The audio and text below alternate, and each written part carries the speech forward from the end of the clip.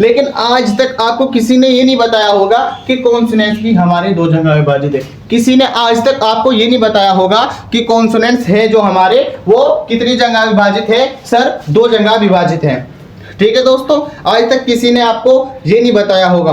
और जो ये कॉन्सोनेंट्स हैं किस तरह से इनका प्रयोग किया जाता है, इनको विभाजित क्यों किया गया है, ना ही आपको किसी ने ये बताया होगा। तो चलिए शुरू से शुरू करते हैं।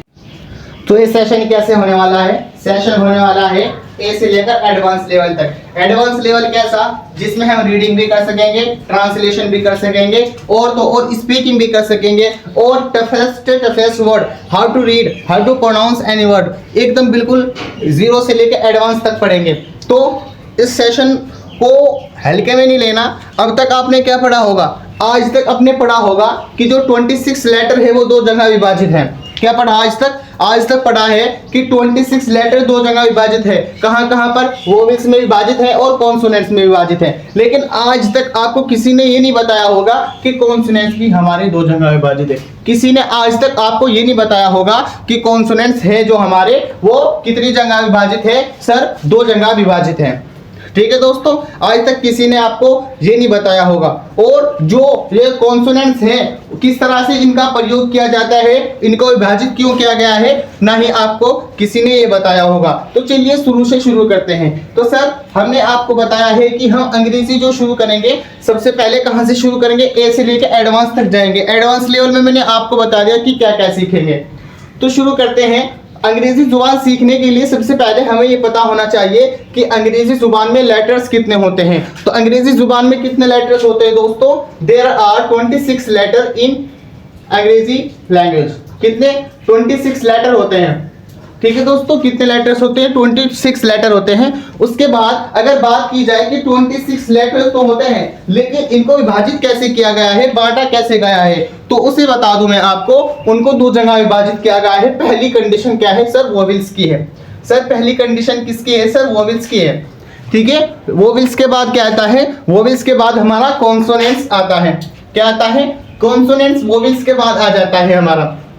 ठीक है, वोवेल्स में कितने हैं, 5 है, कॉन्सोनेंट्स में कितने हैं, 21, यानी कि 5 and 21 प्लस में करके कितने बनेंगे, देयर आर 26 बनते। कितने बनते, 26। ठीक है, वोवेल्स क्या है, सर वोवेल्स है हमारे ए ई आई ओ यू। ठीक है, क्या बनते हैं, ए ई आई ओ यू। ये क्या कहलाते हैं, ये कहलाते हैं हमारे वोवेल्स। उसके बाद क्या होता है, उसके बाद होते हैं हमारे कॉन्सोनेंट्स। कॉन्सोनेंट्स क्या होते हैं sir B C D F G H J K L M N P Q R S T V W X Y Z. यानी कि बी से लेकर जेड तक आपने जो ये पढ़ा है वो क्या है, वो कॉन्सोनेंट्स हैं।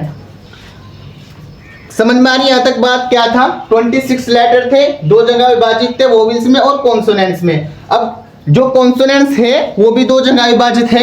कैसे, पहले 16 में और फिर 5 में। किस तरह विभाजित है, 16 में और 5 में। पहले मैंने आपको ये तो बता दें कि जो कॉन्सोनेंट्स है वो दो जगह विभाजित है। और मैं आपको ये भी बता दूं कि जो इनका विभाजिजेशन है, यानी कि इनका डिवाइडेशन है, वो दो जगह क्यों है, वो इसलिए है कि जो हमारे 16 लेटर है, यानी हरूफ सही कहलाते हैं। 16 ऐसे हरूफ हैं जिनका सिर्फ एक ही तलफ़ुज़ होता है, यानी कि जो एक लफ्ज़ होता है, इनका एक ही प्रोनाउंसिएशन होता है, जो 16 लेटर्स हैं। और क्या होता है, इनका तलफ़ुज़ हरूफ की तरतीब जो होती है, यानी कि जैसे हम कोई वर्ड लिखते हैं, अगर उन्हें आगे पीछे करके लिखते हैं तो उनकी क्या होती है, तरतीब नहीं बदलती। ठीक है, उसके बाद जो 5 है हमारे, उनका क्या होता है, ये हरूफ सही जिनका तलफ़ुज़ हरूफ की तरतीब बदलने से बदल जाता है, वो क्या है, सी डी। ठीक है दोस्तों, कहाँ से शुरू होते हैं, वो होते हैं हमारे सी डी। ठीक है, और एस करके जी। ठीक है, एस करके जी और टी करके। ठीक है, यहाँ तक ये क्या है, इनको विभाजन क्या है, यानी कि जो हमारे ये हैं 16 लेटर्स हैं, इनका तो प्रोनाउंसिएशन है वो चेंज नहीं होता है। और इनका क्या होता है, अगर तब्दील किया जाए इनको, अगर इनकी जो लिखने की विधि है उसको बदला जाए तो ये क्या हो जाता है सर, इनका प्रोनाउंसिएशन भी सर चेंज हो जाता है। ठीक है। अब कहेंगे आप सर प्रोनाउंसिएशन तो इसका भी चेंज हो जाएगा, अगर बी के बाद एच लिखेंगे भावत, वो एक अलग बात है, मैं आपको उसे भी सिखाऊंगा, ठीक है। तो क्या हो गया सर, हमने आज क्या सीखा इस वीडियो में? इस वीडियो में हमने सीखा कि अंग्रेजी जुबान में कितने लेटर्स होते हैं, हमने बताया आपको, फिर रिवीजन करा दो। अंग्रेजी जुबान में 26 लेटर होते हैं। 26 लेटर जो होती है वो दो जगह विभाजित है सर, वोवेल्स में और कॉन्सोनेंट्स में। कॉन्सोनेंट्स जो है वो भी दो जगह विभाजित है। वो कैसे विभाजित है सर? वो है विभाजित दो जगह, पहले 16 लेटर में, उसके बाद कौन से लेटर में? 5 लेटर में। 5 लेटर कौन से है सर? एस है, टी है, सी है, डी है और जी है। और 16 क्या है sir? B, F, H, J, K, L, M, N, P, Q, R, V, W, X, Y, Z. ठीक है दोस्तों, इतना समझ में आ गया? यहाँ तक समझ में आ गया। अब नेक्स्ट वीडियो जो होगी सर, नेक्स्ट वीडियो जो होगी वो क्या की होगी सर? सर वो इन लेटर्स की होगी, कॉन्सोनेंट्स की होगी, जो 16 जगह विभाजित है, यानी कि इनका प्रोनाउंसिएशन कैसे होता है। और जो इनका समझाने का मकसद था कि जो कॉन्सोनेंट्स है वो दो जगह विभाजित है।